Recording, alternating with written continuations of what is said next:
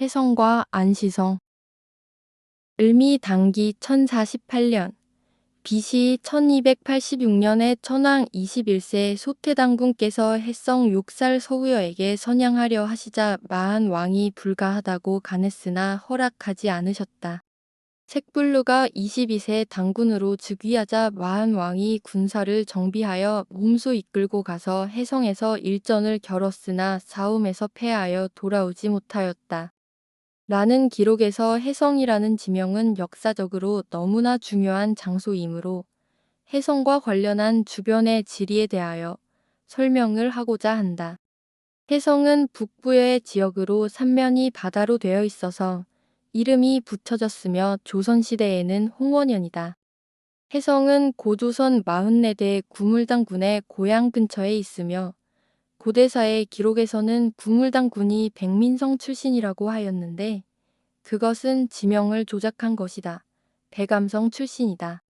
백암성은 혜성의 동쪽에 있는 조선의 연안도호부이고 지금의 단동 근처이다. 연안도호부는 염주, 석주, 온주로 여러 번 지명이 바뀐 것으로 드러나는데 백암성이 암주에 있다고 하였는데 연안도호부를 말하는 것이다.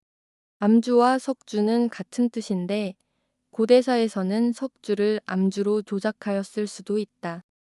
신라시대에는 염주라 하였던 것으로 나타나는데 아마도 소금의 생산으로 붙여진 것으로 판단되고 고려 때에는 온주로 불려진 것은 땅에 화기가 있고 온천이 있어서 붙여진 것으로 추측이 된다.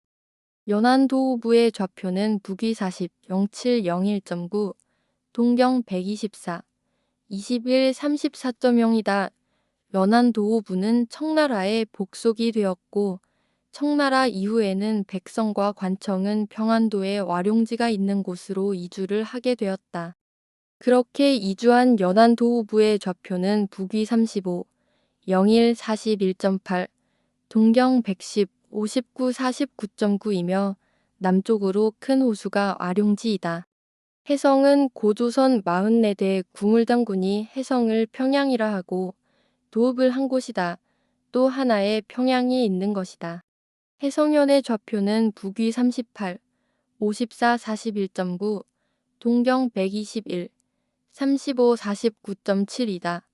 그리고 혜성현의 치소 서쪽 산에는 안시성이 있다. 안시성의 좌표는 북위 38, 53, 00.1, 동경 121, 25, 11.4이다.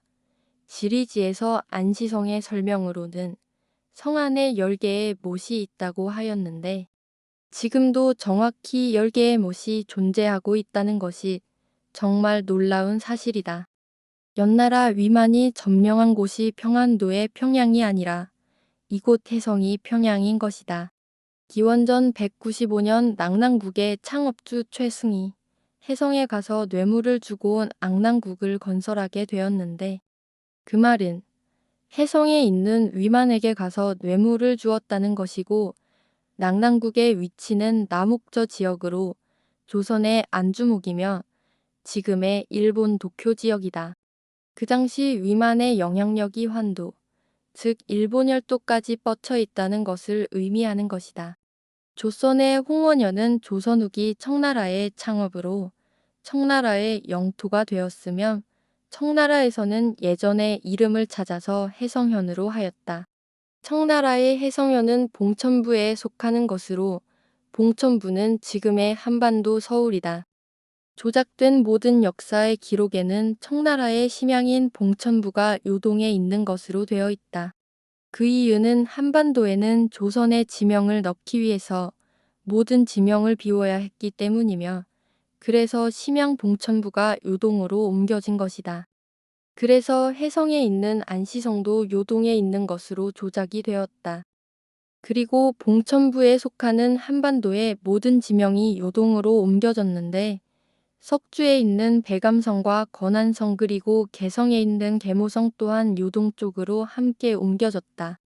백암성과 건안성은 조선의 연안도호부인 석주에 있으며 백암성의 좌표는 북위 40, 24, 49.5, 동경 124, 영사 34.3이다.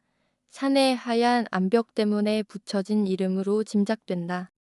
건한성의 좌표는 북위 40, 13, 45.8 동경 124, 30, 59.2이다. 건한성은 하천을 따라 성을 쌓았는데 건한성 있는 하천을 유화라고 조작된 거짓말을 하였는데 지리지 연안도 오부변에서 풍천교가 있다는 것으로 보아서 아마도 풍천이 아닌가 추측을 해본다.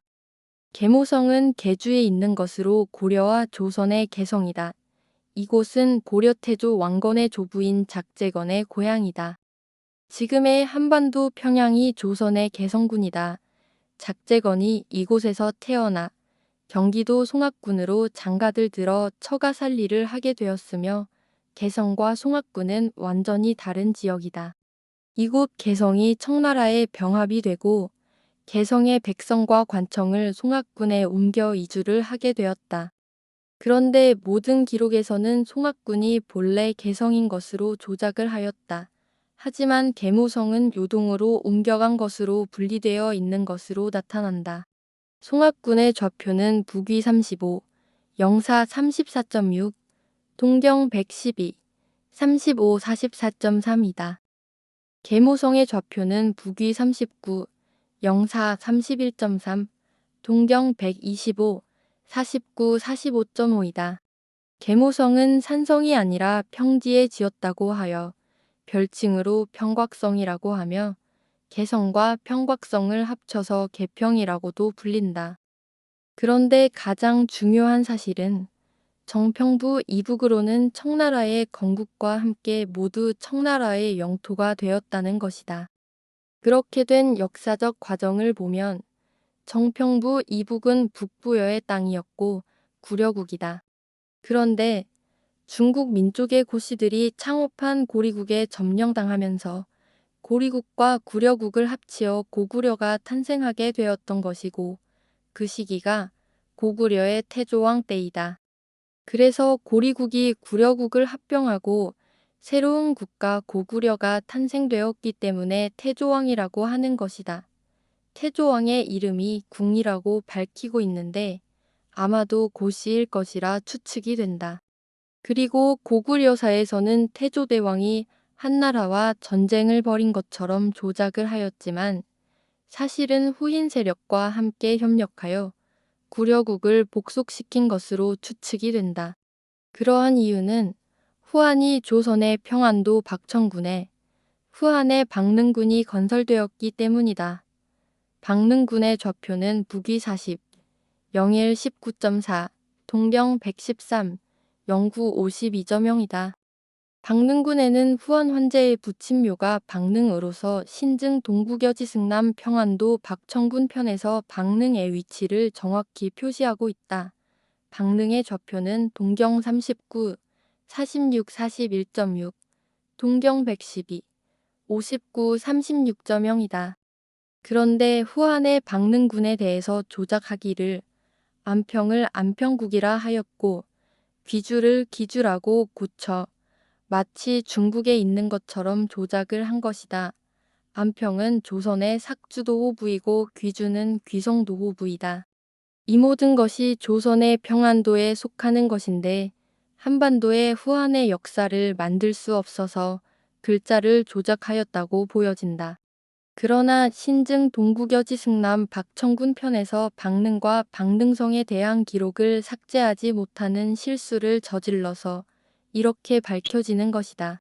고구려 태조왕의 기록이 의심받는 것은 박능군과 관련한 것뿐만 아니라 안평의 서쪽 서안평을 침략하였다고 하는데 안평과 서안평은 구려국의 영토이다. 즉 구려국을 침략한 것이고 옥저 지역의 동부여를 복속시키는 등 전부 조선 민족을 침략한 근거가 남아있기 때문이다. 그래서 고려 태조왕의 행위는 후한과 협력하여 북부여 구려국과 동부여를 침략한 중국 계열의 고리국 출신이자 제국 혹은 전욱의 후계자라는 의심을 하는 것이다. 해성을 설명하면서 동쪽에 위치한 조선의 연안 도호부인 석주 백암성과 함께 중요한 지명이 조선의 용강현이라는 곳이다. 용강현의 좌표는 북위 40, 영위 26.0, 동경 126, 10 31.6이다. 고구려 초기의 황룡국이라는 곳이다. 동남쪽 계곡으로 황룡산성이 있다. 모본읍의 좌표는 북위 40, 11 23.5, 동경 126, 14 37.9이다. 이러한 위치에 대한 주장은 신증 동북여지 승남이라는 지리지에 근거한 것이다. 지리지의 내용은 대부분 거리와 방향 그리고 위치는 조작되어 있지만 없는 것을 있다고는 하지 않는 것을 발견하였다. 그리고 용강현의 위치를 실록이나 지리지에서는 평안도 평양의 근처에 있는 것으로 조작을 하였으며 그 이유는 개성의 이동과 함께하는 것으로 추측이 된다. 용강현은 풍주이다. 그러나 풍주라는 사실을 숨기고 있다. 풍청과 풍주가 어디인지 숨기고 있는 이유는 모르겠다. 하지만 풍주 용강현과 개성을 합쳐서 한대 개풍군으로 불리던 때가 있었던 것으로 짐작이 된다. 용강현은 고구려 모본왕의 고향으로서 한때 용강현의 치소가 모본읍에 있었던 시기가 있었으며 모본왕은 고구려 태조왕의 직전 왕으로 기록되어 있다. 이러한 지리적 확인을 하다 보면 역사의 진실을 알 수가 있는 것이다.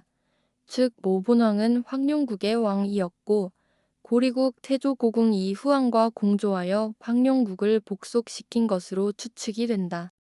태조대왕의 재위가 53년부터 146년까지 93년을 재위하였다고 하는데 믿을 수 없는 재위 기간이다. 그렇다면 몇 살에 즉위를 하였고 언제 죽었다는 것인가? 믿을 수 없는 재위 기간 동안에 수많은 우여곡절이 있었을 것으로 짐작이 된다. 광개토왕의 비문에 역대 왕들의 계보와 삼국사기 기록의 계보가 일치하지 않는 것도 이러한 태조의 집권 기간에 무슨 조작이 있었을 것이라는 판단이다. 그래서 고구려 역사는 조작되었다고 생각한다.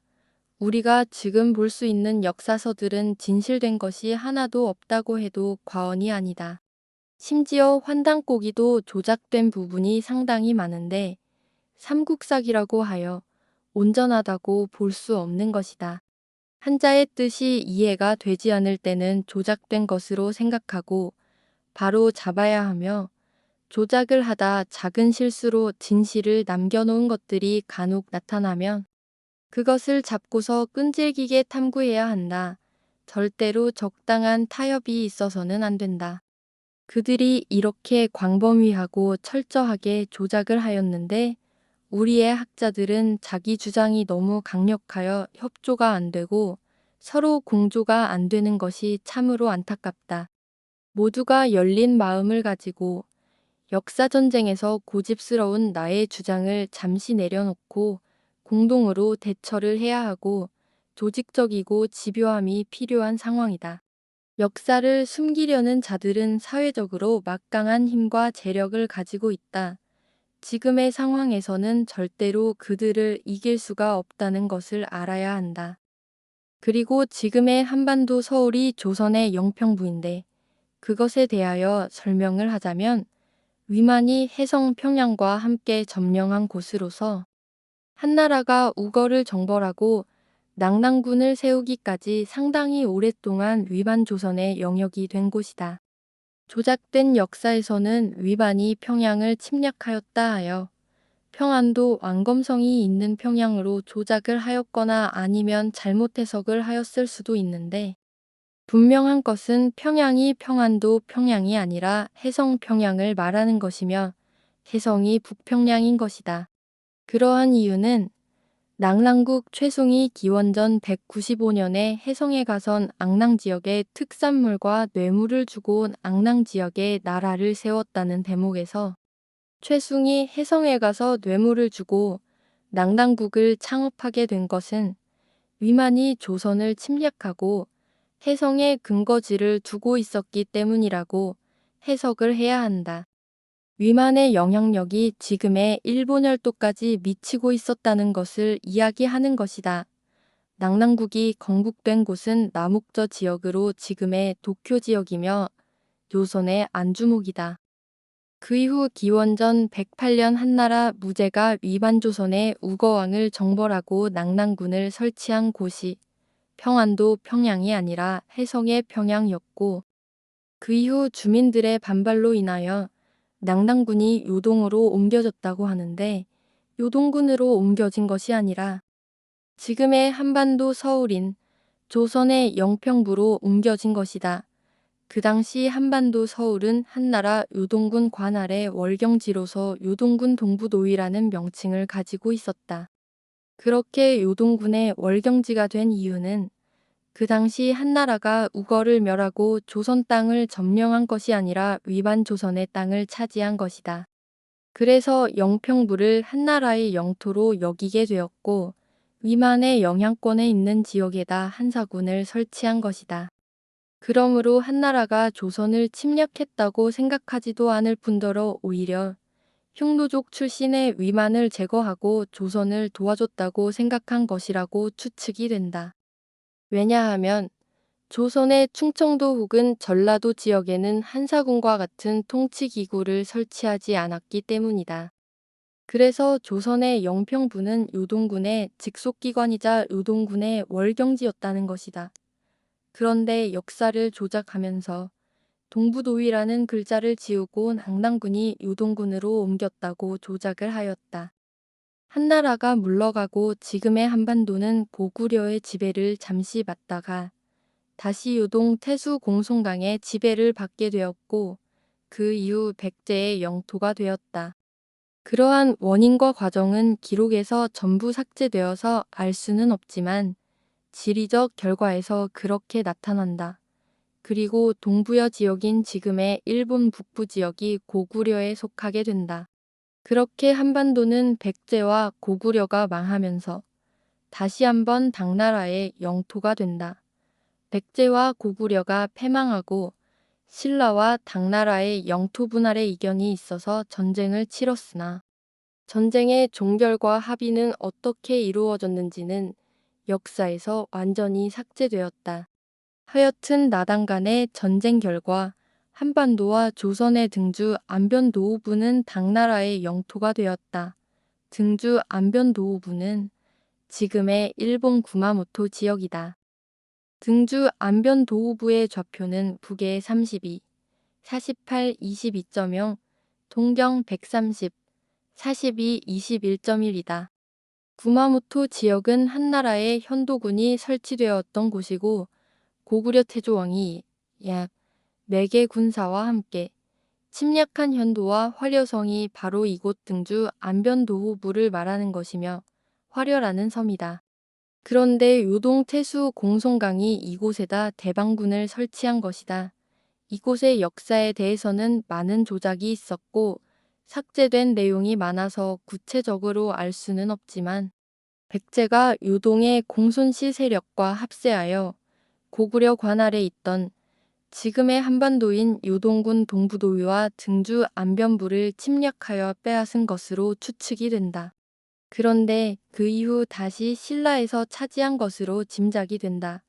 그렇게 짐작하는 이유가 당나라의 고구려 침략 당시 등주를 해군의 집결지로 이용을 했기 때문이다.